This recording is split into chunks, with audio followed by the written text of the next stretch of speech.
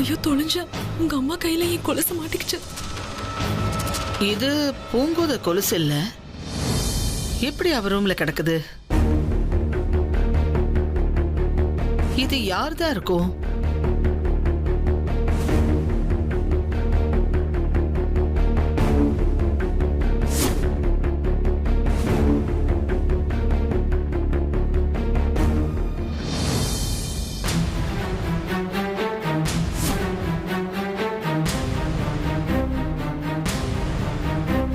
இன்னொரு கொலுசு இங்க எங்கேயாவது கிடக்கும்.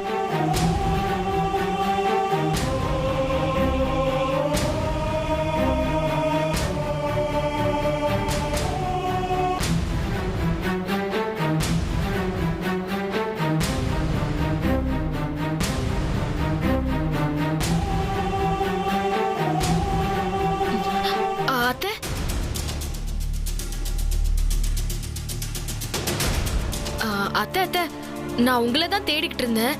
பூங்கோதா அண்ணி உங்களை தேடிக்கிட்டு இருந்தாங்க அத்தை. என்ன விஷயமா? என்னன்னு தெரியல, அம்மா எங்கன்னு கேட்டுட்டே இருந்தாங்க.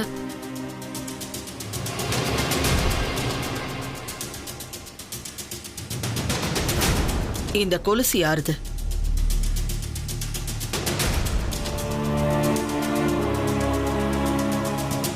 தெரியல அத்தை.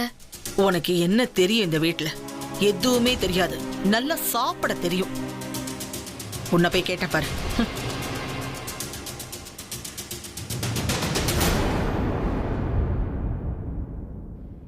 ரெண்டு பேரும் வெளியில வாங்க.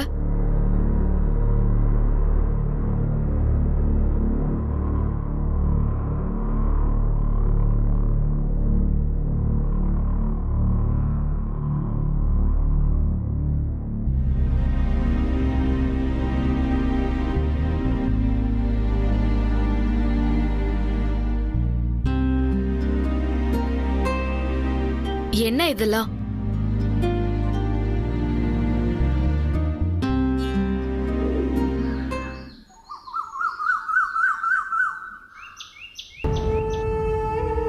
டெண்டர் ஃபார்ம் கையில் கிடைச்சாலே நம்ம டெண்டர் எடுத்த மாதிரி தான். அப்படிலாம் எதுவும் இல்லை. திருவாக்கரை ஏரியை குத்தகை கிடைக்கிறது எவ்வளோ பெரிய விஷயம் தெரியும்ல. மீன் அள்ளுற மாதிரி காசை இப்படி அள்ள போகிறோம் மட்டும் பாரு, அப்போ தெரியும் இந்த மருதி யாருன்னு. சரி, நான் ஃபார்மில் அம்மா கிட்ட சைன் வாங்கிறதுக்காக வந்திருக்கேன். நான் அப்புறமா கூப்பிட்றேன். மா,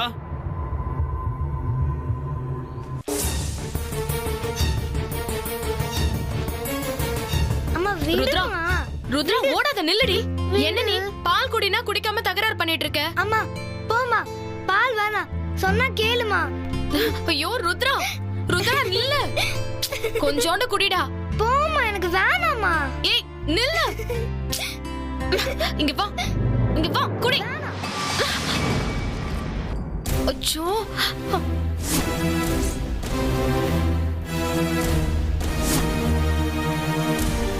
ஏன் ருத்ரா இப்படி எல்லாம் பண்ற? இந்த பால் கிடைக்காம எத்தனை குழந்தைங்க கஷ்டப்படுறாங்க தெரியுமா? எத்தனை குழந்தைங்க நைட்ல பசியோட தூங்குதுங்க தெரியுமா? சாரிமா. என்ன ஜாரி? ச்சே, ஏன் தான் இப்படி எல்லாம் பண்றியோ?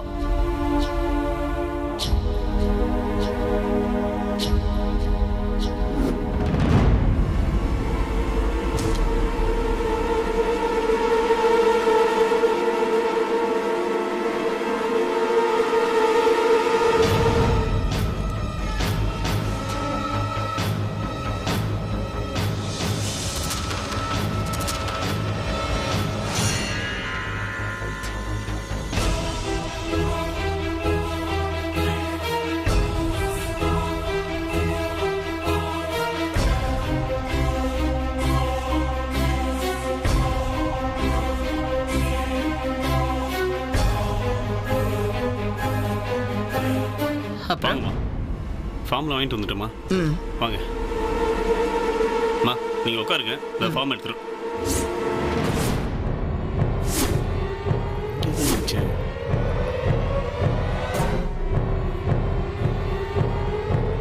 என்ன மருது தேடுற? டெண்டர் ஃபார்ம் இங்கே தான் வச்சு, ஆனால் காணோம். இங்க வச்சது எப்படி காணாம போகும்? அந்த புக்குக்குள்ள வச்சிருக்கியா பாரு.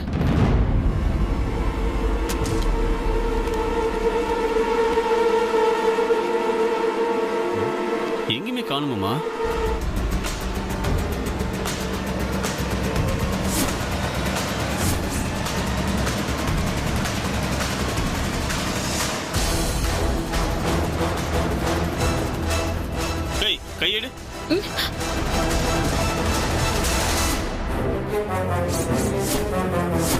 ஃபார்ம்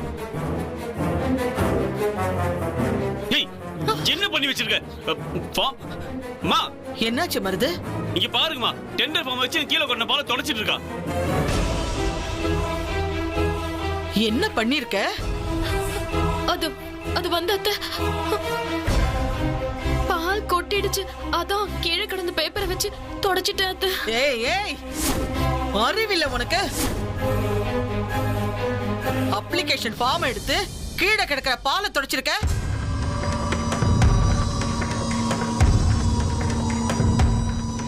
முண்டம் முண்டம் அறிவு இருக்கா உனக்கு? சுத்த அறிவு கட்ட முண்டம். பாட்டி, அம்மாவை திட்டாதீங்க பாட்டி. ஏய், பேசாத, அமைதியா இரு. உனக்கு என்ன தெரியும்? இங்க பார், உனக்கு கொஞ்சமாவது இந்த வீட்டுக்குள்ள என்ன நடக்குதுங்கிற அறிவு வேணா? இப்பதான் கொண்டு வந்து அப்ளிகேஷன் ஃபார்மை அங்க வச்சுட்டு போயிருக்கான். வேணும்னே எடுத்து கீழே போட்டு தொடச்சிருக்க. சத்தியமா இல்லத்த, அந்த பேப்பர் கீழே தான் கிடந்தது. அரஞ்சன தெரியுமா? மறுபடியும் பேப்பர் பேப்பருங்காத, அது அப்ளிகேஷன் ஃபார்ம். பக்கத்தூர்ல மீன் பிடிக்கிறதுக்காக கான்ட்ராக்ட் எடுக்கிறதுக்கான அப்ளிகேஷன் ஃபார்ம்.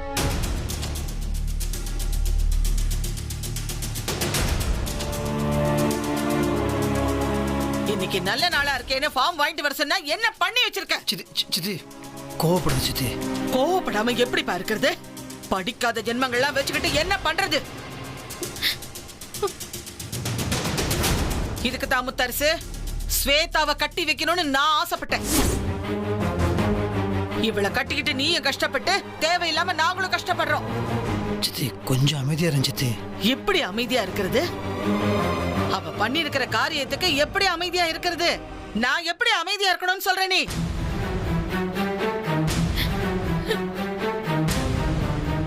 இதே ஸ்வேதா மட்டும் இந்த வீட்டுல உனக்கு பொண்டாட்டியா இருந்திருந்தா இந்த வீட்டையும் வீட்டோட நிர்வாகத்தையும் அருமையா பார்த்திருந்திருப்பா.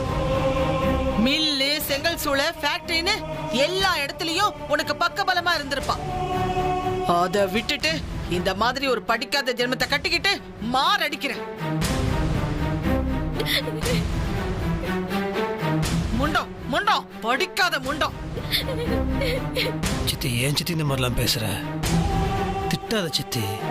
இப்படி திட்டினா அந்த ஃபார்ம் மறுபடியும் கிடைச்சிட போதா? அவகிட்ட நான் கோவப்பட்டு அவ செஞ்சது தப்புன்னு சொல்லிக்கிட்டு இருக்க.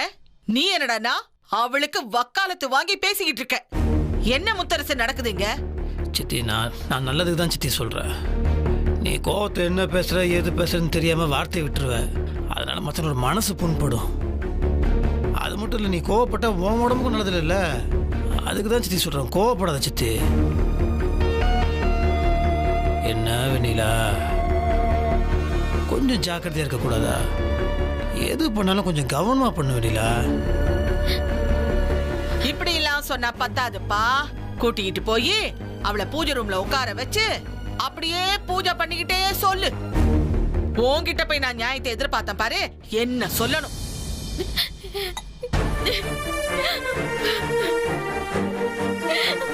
ஆமா, எதை சொன்னாலும் கண்ணுல தண்ணி மட்டும் வந்துரும். செய்யறது எல்லாமே தப்பு. இதுக்கு ஒண்ணும் குறைச்சல் இல்லை. மருது, நான் உனக்கு இந்த டெண்டருக்கான அப்ளிகேஷன் ஃபார்ம் வேற வாங்கி தரேன். இல்லைண்ணே, இந்த ஃபார்ம் வாங்குறதுக்கு காலைல அவ்வளோ கஷ்டப்பட்டு தான் வாங்கினேன். டேய், நான் சொல்கிறேன் இல்லடா, நான் ஃபோன் பண்ணி சொல்கிறேன், அவங்க தருவாங்க, புரியுதா?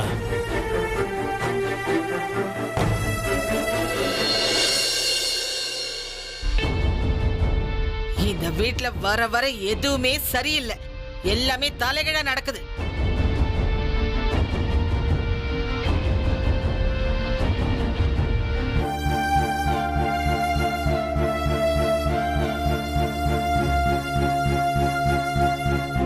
இங்க வா.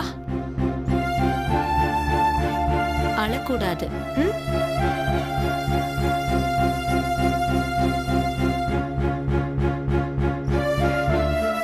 என்ன கார்த்திக், அநியாயமா இருக்கு.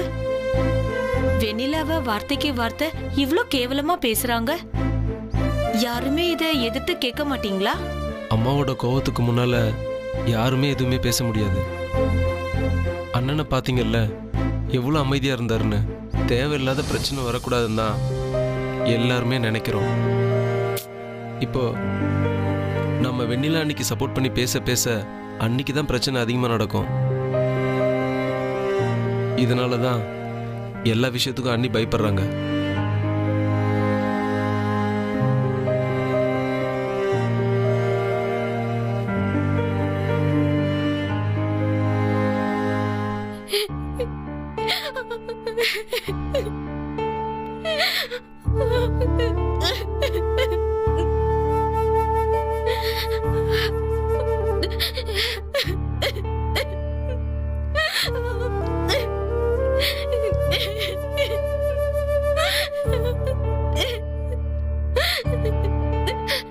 வெண்ணிலா,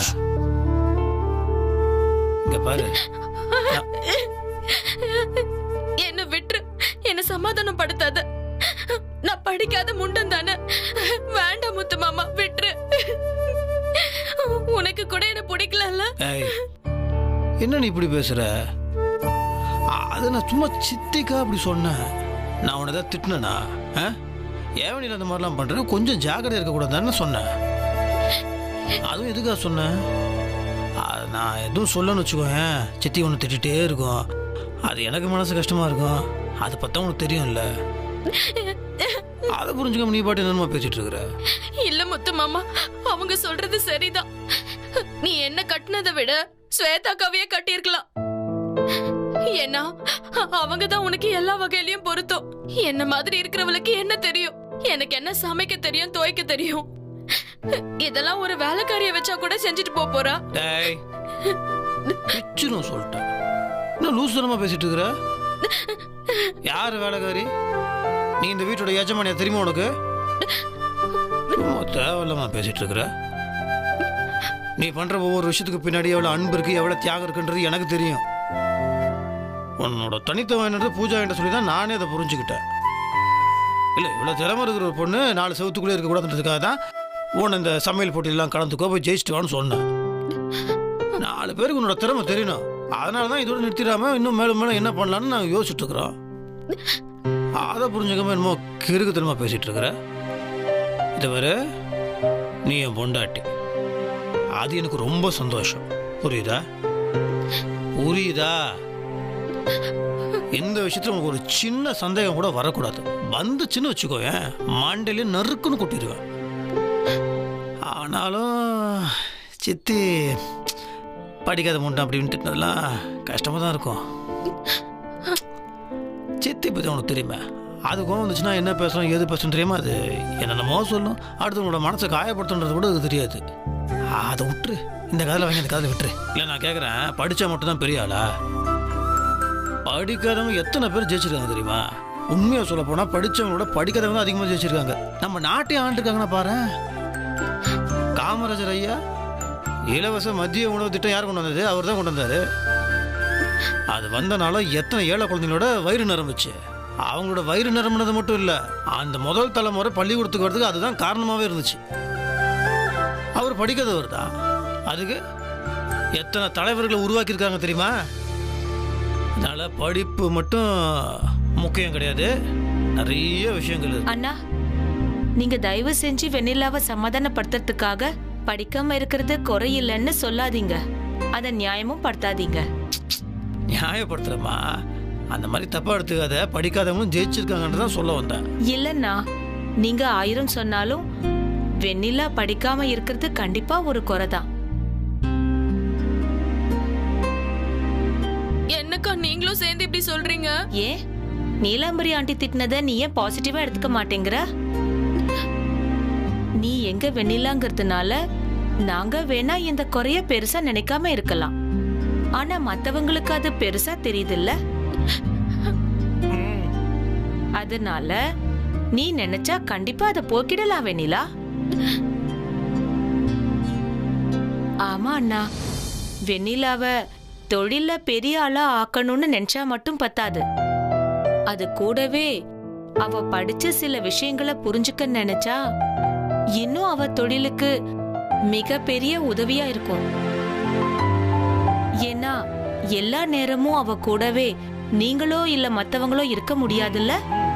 படிப்புங்கிறது எந்த வயசுலயும் கத்துக்க கூடிய ஒரு விஷயம் தானே அண்ணா. என்னக்கா இந்த வயசுல போய் படிச்ச எல்லாரும் என்ன சொல்வாங்க? எனக்கு அதெல்லாம் வேண்டாம்க்கா. பேசாம இரு. உனக்கு தான் நாங்க எல்லாரும் இருக்கோம்ல, நாங்க சொன்னா எதுவும் புரியாது. உன் முத்து மாமாவையே கத்து தர சொல்றேன்.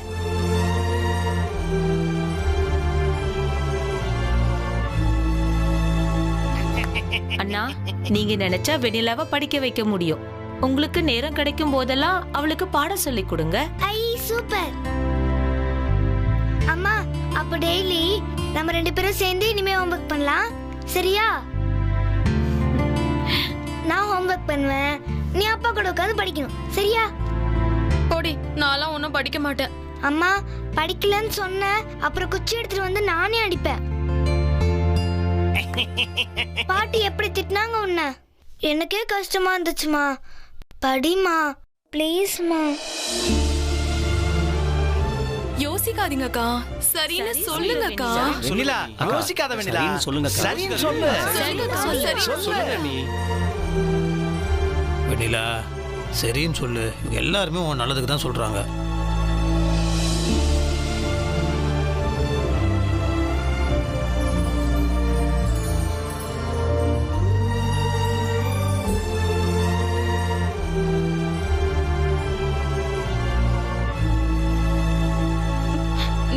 சரி.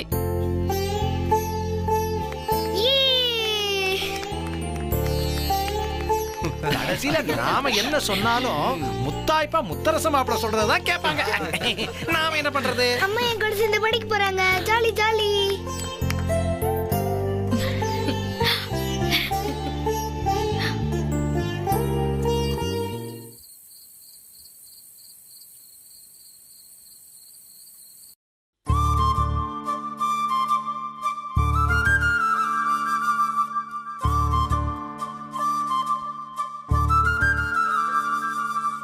என்ன முத்து மாமா, புக்கு ஸ்லேட் எல்லாம் வாங்கிட்டு வந்திருக்க?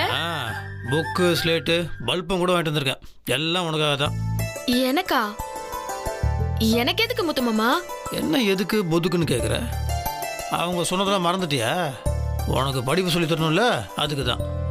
ஐயோ, படிக்கலாம் என்னால முடியாது. எனக்கு அடுப்படையில முடிக்க வேண்டிய வேலையே நிறைய இருக்கு. ஏய், போய் சொன்ன பிச்சுன்னு சொல்லிட்டேன். எல்லாரும் தூங்கிட்டாங்க, நீ அடுப்படியில் வேலையை முடிச்சுட்டு கையை துடைச்சிட்டு வரத நான் பார்த்தேன். இதுக்கு மேலே உனக்கு வேலை இருக்குன்னு நீ பொய் சொல்லக்கூடாது, புரியுதா? மரியாதையாக மேலே வந்து படி.